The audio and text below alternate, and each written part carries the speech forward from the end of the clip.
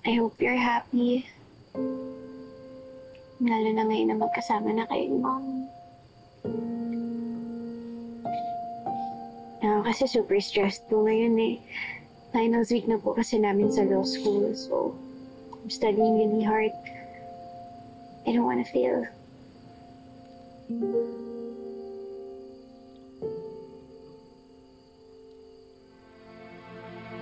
Papaalam lang sana ako sa daddy mo.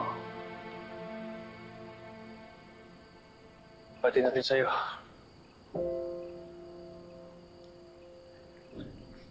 Bakit? Ano, aalis ka? Tanggap na kasi ako sa cruise ship na in-applyan ko. Maganda yung offer. Tsaka magsisimula na yung training namin sa Makalawa. Bilis naman. Kung ayaw mo akong umalis, Yana, pwede naman. Bakit? You already applied for the job, diba? Go! Leave! So okay lang sa'yo? Mawala ako? Bakit naman hindi magiging okay sa akin? It's not like I need you anyway, okay? Sanay naman na ako mag-isa. Yana. Kasi umaasa ako na ayaw mo akong umalis. Gusto mo akong makasama. Kasi umaasa ako na baka mahal mo rin ako. Kasi Yana, di ba sinabi ko na mahal kita?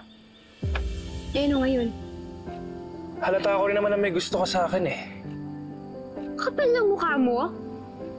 Umamin ka na kasi. Isang sabi mo lang, Yana. Hindi na ako alis. Sasamahan kita. Hindi kita kailangan, okay? Besides, sanay na naman na akong mag-isa. So if you will excuse me, I have an exam to study for. Yana. Pakipot.